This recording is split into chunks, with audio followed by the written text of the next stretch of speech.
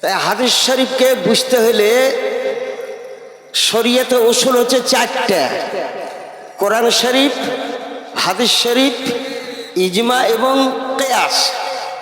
এই চারটা দলিলের উপর আমরা বর্ণনা করি। কোরআন শরীফ, হাদিস শরীফ, ইজমা, কিয়াস।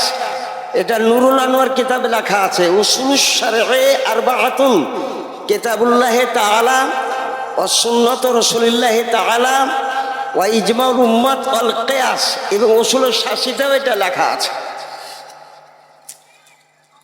আমি যে সমস্ত মশলা গালা দেব কেউ রাগ করেন না, ভালো করে শুনে নিন। যেমন বুকের উপর হাত বাঁধা বুখারী শরীফে নাই, মুসলিম শরীফেও নাই, আবু দাউদেও নাই, নাসাইতে নাই, ইবনে মাজাতে নাই, তিরমিজিতে নাই, সিয়াসিতার কোনো হাদিসে নাই এই বুকের উপরে হাত বাঁধাটা। তো বুকের উপরে হাত বাঁধা ইমাম আজম আবু হানিফার মতে হচ্ছে মামনু, নিষেধ। আমরা হানাফি মাযহাবের ব্যক্তি, কিন্তু কিছু কিছু লোক বুকের উপর হাত বাঁধে, ওটা ইমাম শাফির মতে, ইমাম আজমের মতে কিন্তু নয়। আর একজন মুকাল্লিদকে এক মাযহাব পরিত্যাগ করে আর এক মাযহাবে যাওয়া চলবে না, এটা শরীয়তের ফতোয়া। একটা কিতাবে আছে, তার নাম সহিহ ইবনে খুজাইমা, তাতে বুকের উপর হাত বাঁধা আছে। কিন্তু ওই হাদিস সম্বন্ধে লিখতে আছে হাজা হাদিসুন মুনকারুন, এই হাদিসটা হচ্ছে মুনকার, একে মানা চলবে না। বুঝে নিলেন আপনারা?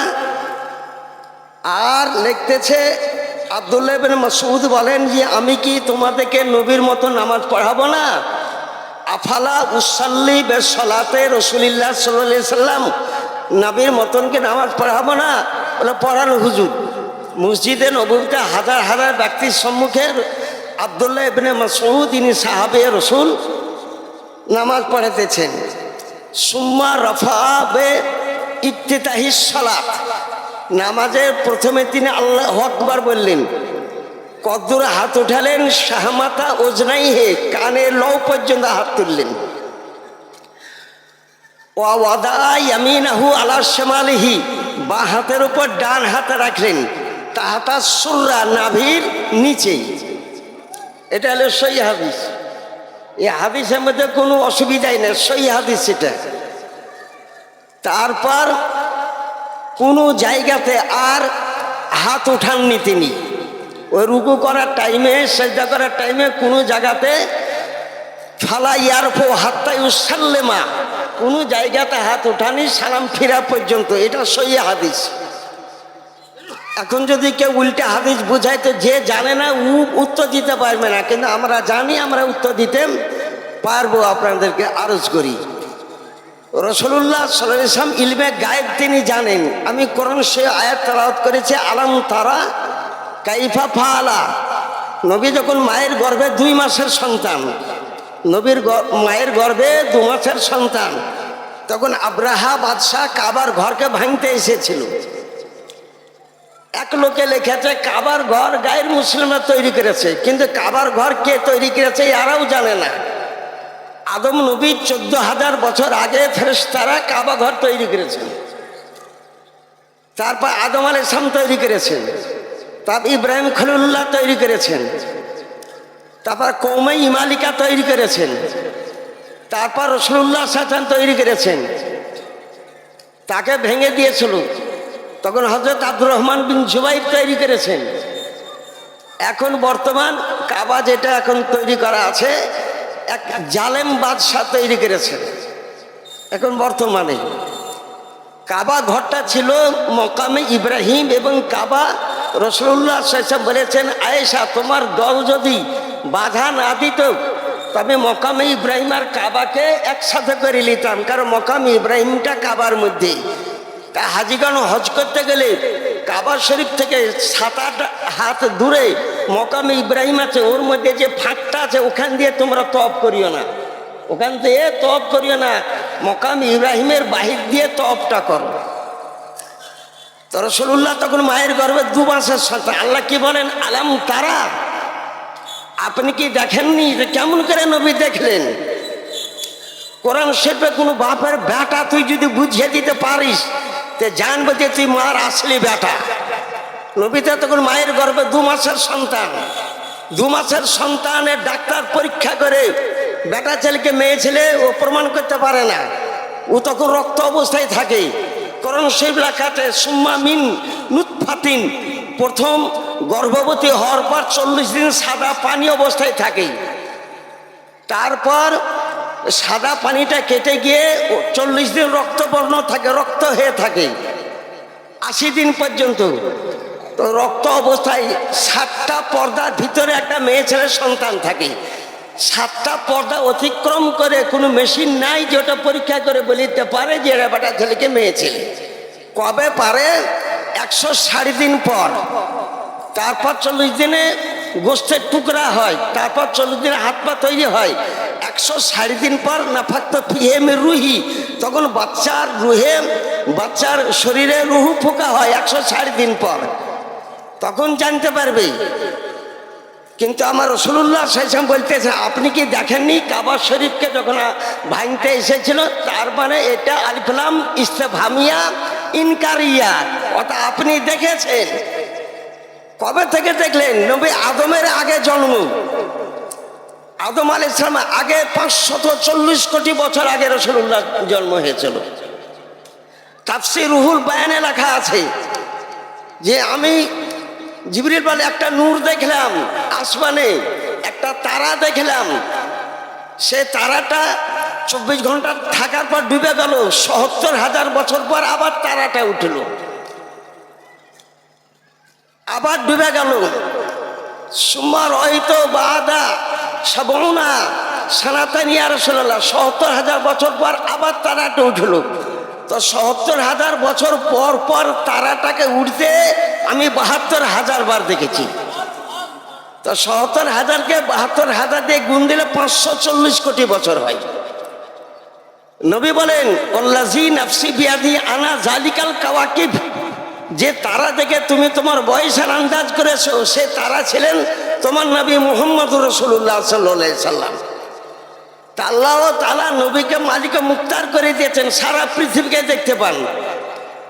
বুখারী শরীফ 2য় খণ্ড বাব বাদিল খালকে লেখা আছে, ফারাআইতু মিন মাশারিকিহা ওয়া মিন মাগরিবিহা, সূর্য কোথায় উঠে সূর্য কোথায় ডুবে তা আমি দেখতে পাই। কিন্তু আজ পর্যন্ত কোনো বৈজ্ঞানিক, চাহে গ্যালিলিওকে বলেন, চাহে নিউটনকে বলেন, চাহে অ্যারিস্টটলকে বলেন, চাহে ডারউইনকে বলেন, চাহে আপনি যে কোনো বৈজ্ঞানিককে বলেন, সূর্য কত দূর উঠে আজ পর্যন্ত যেতে পারেনি সূর্যের কাছে। সূর্য কোথায় ডুবে ওটাও বুঝেছে ওরা বলতে পারবে না। এরা কদ্দূর আবিষ্কার করেছে? মাত্র 25,000 কিলোমিটার আবিষ্কার করেছে, ওর বাহির আর আবিষ্কার করতে পারেনি। আর রাসূলুল্লাহ সাল্লাল্লাহু আলাইহি ওয়াসাল্লাম বলেন আমি গোটা দুনিয়াকে দেখতে পাই। কদ্দূর দেখতে পান? রাআইতু কুল্লাহা ফি কাফি হাযিহি, সমগ্র দুনিয়াকে আমি হাতের তালুতে দেখতে পাই, সমগ্র দুনিয়াকে হাতের তালুতে দেখতে পাই।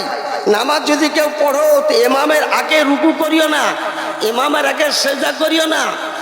ইন্নী রাআইতু মিন ইমামিয়া ওয়া মিন খালফিয়া, আমি আগেও দেখতে পাই আমি পিছনেও দেখতে পাই। ইমামের আগে রুকু করিও না, ইমামের আগে সেজদা করে ওটাও আমি দেখতে পাই। ইমামের আগে সেজদা করা চলবে না, ইমামের আগে রুকু করা চলবে না। তার রাসূলুল্লাহ সাল্লাল্লাহু আলাইহি ওয়াসাল্লাম সব কিছু দেখতে পান। বেরাদারান ইসলাম, নামাজের দাম বেশি না রাসূলুল্লাহর দাম বেশি? সকলেই তো বলতেছে নামাজ, নামাজ হচ্ছে আমল, নামাজ কাজা করলে কাফের হয় না, নামাজ না পড়লে কাফের হয় না, নামাজ না পড়লে পাপী হয়, গুনাহগার হয়, ফাসেক হয়, তাই বলে কাফের হয় না। অনেক লোকের নামাজ কাজা আছে, ওদেরকে কাফের বলা চলবে না, ওরাকে পাপী বলতে পারেন। ও নামাজগুলা মরণের আগে সব আদায় করতে হবে, কিন্তু কাফের বলা চলবে না। মশলাটা বুঝতে পারলেন? কিন্তু নবীকে যদি কেউ 1 সেকেন্ডের জন্য ইনকার করে সে হচ্ছে কাফের। নবীকে যদি 1 মিনিটের জন্য অমান্য করে সে কাফের। আর বিবিও তালাক হয়ে যাবে, তালাকে বাইন হয়ে যাবে তার বিবি।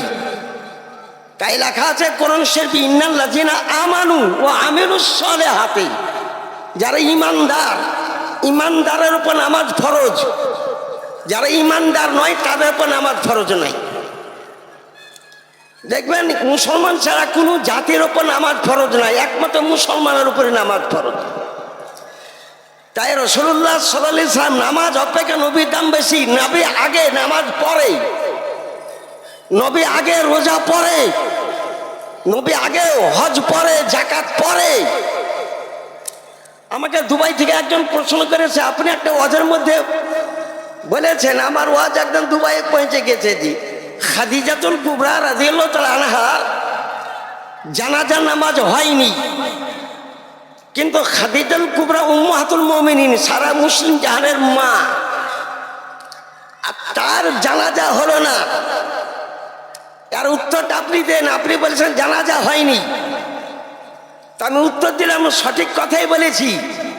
খাদিজাতুল কুবরার জানাজা পড়া হয়নি।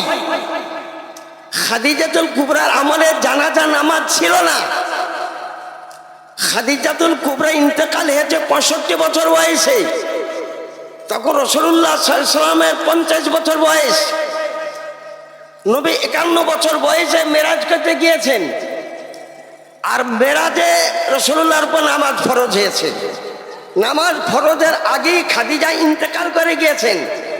তা খাদিজাতুল কুবরা কোনো নামাজও পড়েননি, যাকাতও দেননি, হজও করেননি, রোজাও রাখেননি। কারণ রোজা ফরজ হয়েছে মদিনা শরীফে 2য় হিজরিতে, যাকাত ফরজ হয়েছে 3য় হিজরিতে। তো যত বলে নামাজ কেবল মক্কা শরীফে 1 বছর নবী পড়েছেন, বাদ বাকি যাকাত বলেন, রোজা বলেন, হজ বলেন, সমস্ত মদিনা শরীফে হয়েছে।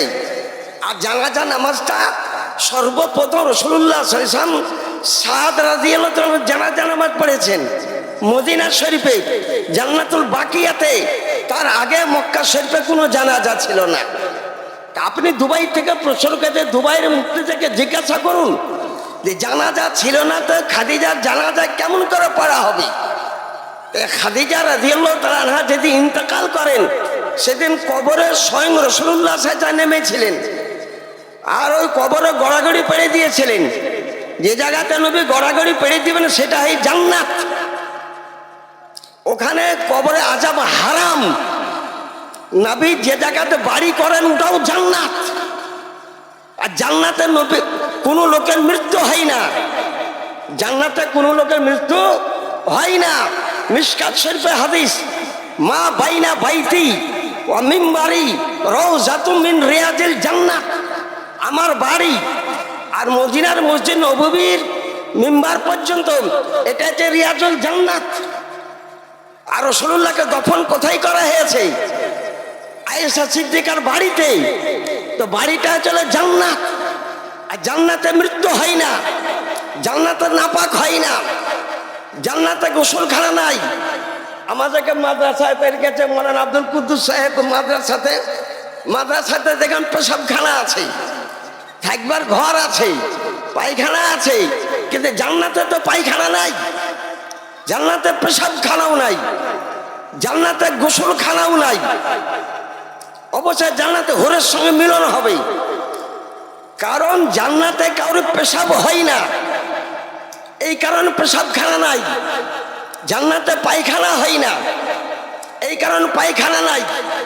জান্নাতে গোসল করা ফরজ হয় না, তাই গোসলখানা নাই।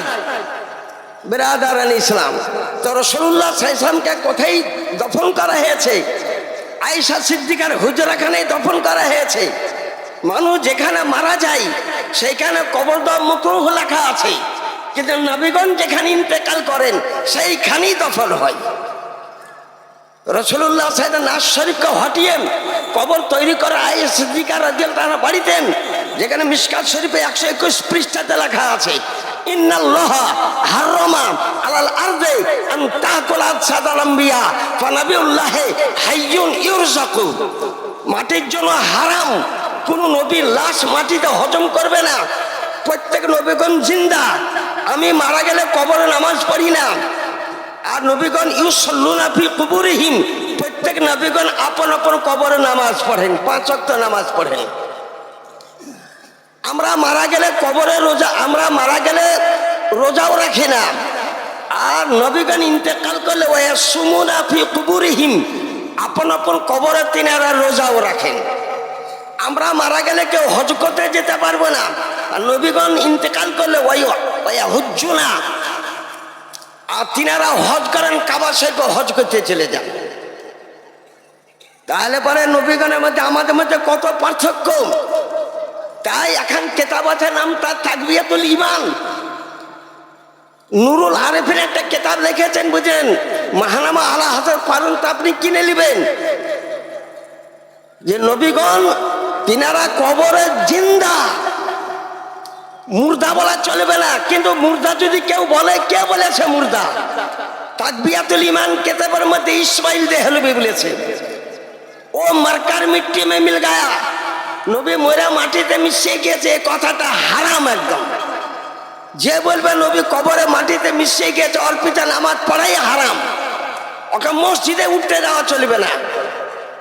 যদি বলেন কোরআন থেকে প্রমাণ করতে পারেন, কোরআন থেকেও প্রমাণ করতে পারি।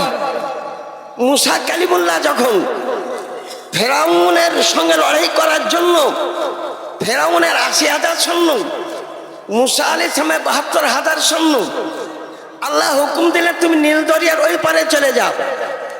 মুসা আলাইহিস সালাম ৭২,০০০ সৈন্যকে নিয়ে নীল দরিয়ার ওই পারে চলে যাচ্ছেন। বললেন এখানে একটা কবর আছে, কবরকে নিয়ে নীল দরিয়াতে ভাসিয়ে দাও, তোমার ৭২টা রাস্তা হয়ে যাবে। তাহলে বোঝা গেল আল্লাহর ওলিগণ, আল্লাহর নবীগণ ইন্তেকাল করার পরও সাহায্য করতে পারেন। বলে কার কবর? বলে ইউসুফ আলাইহিস সালামের কবর শরীফ আছে। ইউসুফের কবর কোথায় আছে? বলে জিজ্ঞাসা করো তোমার উম্মতি, বেটা ছেলে মেয়ে ছেলেকে জিজ্ঞাসা করো, যে উত্তর দিতে পারবে ও যা চাইবে তাই আপনাকে দিতে হবে। বেটা ছেলেকে বলেন ইউসুফ নবীর কবর কোথায় আছে? বলে আমরা জানি না। মেয়ে ছেলেকে মুসা কালিমুল্লাহ বলেন ইউসুফ নবীর কবর কোথায়?